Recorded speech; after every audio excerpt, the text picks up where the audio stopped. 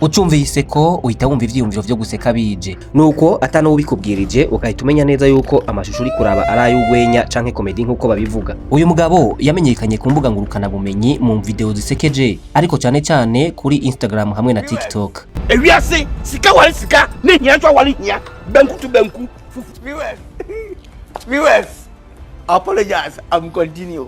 Uyu mugabo amazina yiwe yitwa Akrobeto, ariko akabazwi ku mbuga ngurukana bumenyi nka Akrobeto. Yavutse ku itariki 18 z'ukwezi kwa11 mu mwaka wa 1962, ubu akaba afise imyaka 63 y'amavuko. Abantu benshi bazi uyu mugabo ariko arasoma amakipe azohura, ubundi agakubita igitwenge cyahindutse igitwengo mpuzamahanga.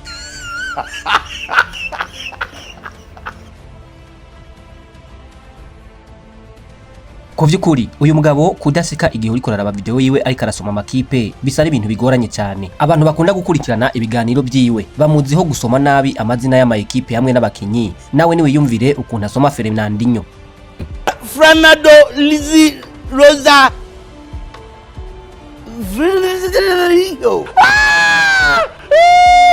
Abantu benshi bakunda gukurikirana ibiganiro vyiwe uyu mugabo ntibakibibona nk'intege nke mu mwuga w'itangazamakuru, ahubwo nyabona babona neza yuko ari nk'itandukaniro ry'abandi muri uyu mwuga. Abamukurikirana iyo uravye comment bashira mu biganiro vyiwe ubona neza yuko bamukundira ukuntu asoma amazina nabi y'aya ma ekipe hamwe n'abakinyi. Ariko gusa ikibazo twokwibaza ngaha ni gute uyu mugabo yatsinze ikizami cy'akazi canke ikibazo c'akazi mu gihe gusoma nk'uko bimunanira? Ahubwo ho umuntu yoba yaramuhaye akazi yoba yarabizi neza yuko abantu bazomukundira iki kintu. Jewe nitwa Abel Wiringiyimana, nije tugiye kubana muri iki kiganiro. Muri iyi video reka tugaruke ku buzima bw'uyu Akrobeto, ndakubwire neza ubuzima bwiwe, ariko kandi ndakubwire n'ibitangaza yakoze kugira n'uyu munsi uyu mugabo akaba ari cyamamare. Ndaguhaye ikaze. He's the former captain.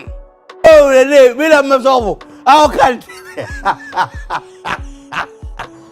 Akrobeto yavukiye mu burasirazuba bwa Ghana, avukira ahitwa Kilimansa, ni mu gace ka Ofuaseirabi.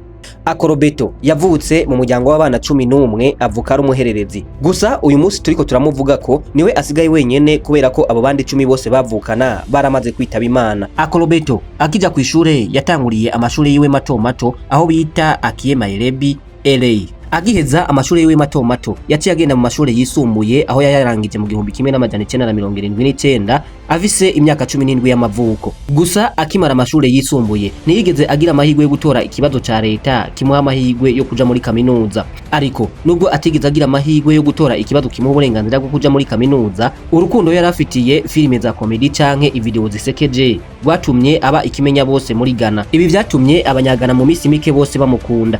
Akrobeto igihe kimwe yagize amahirwe yo guhura n'umugabo akomeye cyane, aramuhindurira amateka, hanyuma mu misi mike yisanga yabaye umuntu akomeye cyane. Uyu mugabo ni Apostle Okwado Sarfo. Uyu mugabo ni umuvuga butumwa wo muri Ghana, yari umuvumbuzi w'impano ariko kandi akaba n'umunyabusiness akomeye muri Ghana. Akrobeto igihe yarafise imyaka 18 y'amavuko, Apostle Okwado Sarfo yamukuye mu muji w'iwabo amujana mu mugwa mukuru wa Ghana ariwo Accra, hanyuma amutwariwe amutunga nk'umwana kwanza mu nzu. Aha niho yatanguye kumwigishiriza ibijanye na acting, ariko kandi mu misi mike yatanguye kumukinisha muri filime yiyo yitwa Kristo Asafo Drama. Aha niho yatanguye kumenyekana mu rwego rukomeye muri Ghana. Gusa ku itariki 11 z'ukwezi kwa gatanu mu mwaka wa 2025 uyu mugabo yarapfuye. Akrobeto avuga yuko iyi nkuru yamubabaje cyane kubera ko yari yiyongereye ku bikomere yarasanganwe vy'abana 10 bose bavukana ariko bakaba bari barapfuye. Ariko kandi wibuke yuko uyu mugabo yarapfuye ari we yagenye ubuhangange bwose n'ubwamamare bwa Akrobeto. Mu myaka ya za 2000 Akrobeto yatanguye gukina amasinema atandukanye, ari nako yagiye amenyekana mu bantu bose haba muri Ghana no hanze yaho. Mu myaka y'2008 Akrobeto yatanguye gukina muri sinema zikomakomeye muri Ghana zizwi nka Hollywood. Iyi Hollywood nkubwira muri Ghana ni nka kwa kundi uba wumva za Hollywood na za Nollywood. Uru niko rwego rukomeye cyane muri Ghana mu ruganda rwa sinema. Iki gihe uyu mugabo Akrobeto yaramaze kubaka izina rikomeye cyane mu ruganda rwa sinema muri Ghana, ari naho iki gihe aba producer bose b'ama televiziyo bamaze kumubona ko uyu mugabo ari mari, bahise bamwirukira uwari we wese ashaka kumuha akazi. Uko niko umugabo vyari vyarananiye kwiga, ariko kandi bikaba vyari vyaranamunaniye gutora ikibazo ca leta kugira ngo aje muri kaminuza, yisanze akora muri televiziyo ikomeye cyane izwi nka UTV muri Ghana. Igihe Akrobeto kuri televiziyo yatanguye gucishaho ikiganiro cyitwa Daily News. Iki kiganiro kikaba cyari kiganjemwo amakuru y'inkino ariko kandi kikaba cyari cyuzuyemwo n'ugwenya canke utukomedi dusekeje tw'uyu mugabo. Ibi hamwe n'ibindi vyinshi Akrobeto yakora kuri iyi televiziyo nivyo vyatumye abantu bakurikira iyi televiziyo barakunda cyane iyi televiziyo bakaba bumva batoyikuraho amaso.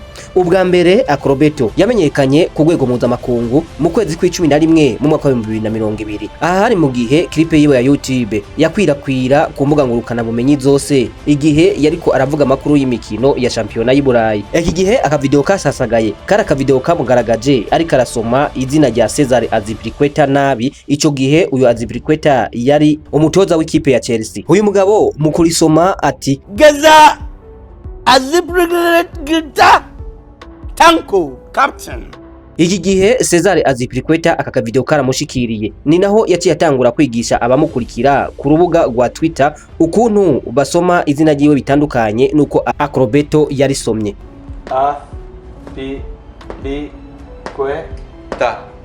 Azpilicueta. Iki gihe ibi vyatumye Akrobeto abantu benshi bamumenya ariko kandi agwiza abakunzi n'abafana. Gusa iki gihe nubwo Azpilicueta wewe yari yarisobanuye izina ryiwe ntabwo ari izina ryiwe gusa ryari ryarasomwe nabi kubera ko nk'ubu nk'akarorero umenye ukuntu yasomye Fernando Luiz Rosa Fernandinho nawe uwo kumigwa.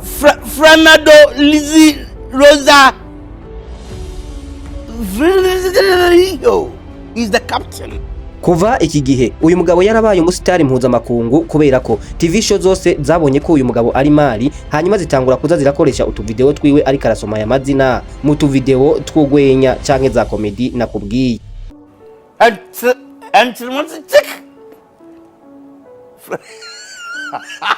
Mu mwaka w'2006 Akrobeto yakoranye mariage na Georgina Johnson hanyuma bavyara abana batatu b'abahungu. Aha kuva mu mwaka w'2006 kugira mu mwaka w'2022 ibintu kuri aba bose vyari bimeze neza, mu bana ni mwiza, ariko mu ntango z'umwaka w'2023 ibintu vyatanguye kuba nabi. Mu mwaka wakurikiye w'2024 Akrobeto hari mu kwezi kwa kabiri yatandukanye n'umugore wiwe mu buryo bwemewe n'amategeko. Ibi akaba rimwe bita divorce. Akrobeto yari yarabigize ibanga ariko yatangaje yuko igihe bavana n'umugore wiwe ari uko umugore wiwe yari yihanukiriye akamukubita ikofe kugeza naho yikubise hasi. Aya namakuru yari yaragize ibanga, gusa igihe ari mu kirori cyo guhimbaza imyaka 20 yari iheze Vice President Dr. Mahmoud Bawumia yari amaranye n'umugore wiwe. Iki gihe bamuhakanya kugira ngo avuge nawe yahise avuga ukuntu batandukanye n'umugore wiwe icabiteye mu gihe bari bamaze imyaka 18 babana nabo bari basigaje imyaka mike kugira ngo bizize iyo sabukuru.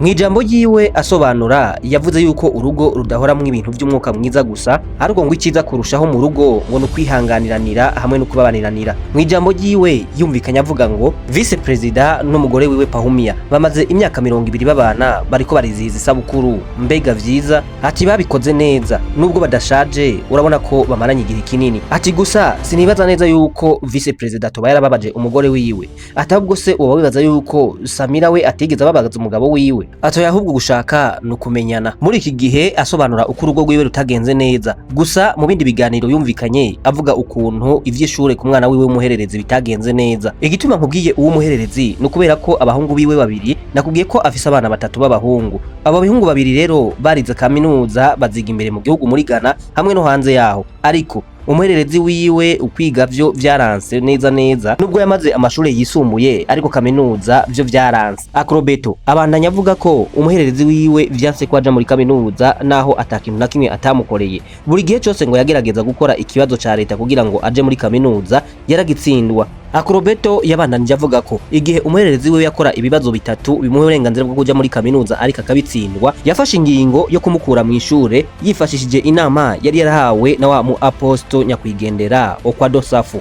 Iki gihe Akrobeto yahise ajana umwana wiwe kumwandikisha mu ishure ryigisha ivyo gukora telefone zigendanwa. Iki gihe yagiye kumwandikisha mu kigo c'abashinwa cyari muri Ghana, cyari mu gace kitwa Gomasi. Akrobeto amaze kumujana muri ico kigo yavuze yuko burindwi yazaramurungikira amafaranga 100 y'amanyagana kugira ngo umuhungu wiwe babashe kubaho. ariko inyuma y'iminsi mike Akrobeto ayatangaje yuko umwana wiwe yamubujije ko azaramurungikira amafaranga kubera ko yaratanguye kwibonera amafaranga yiwe bitewe nuko buri telefone yose yabasha kuyikora. Akrobeto rimwe yumvikanye avuga ngo ishure si rya buri wese kubera ko ushobora kuja mu ishure ugasanga impano yawe ntiyari y'ishure ahubwo babaye biguhatiremo. Aha yarashatse kumvikanisha yuko igihe ubuzima bw'ishure bwanse ariko hanze bishobora gukunda ugasanga bataye umwanya mu ishure.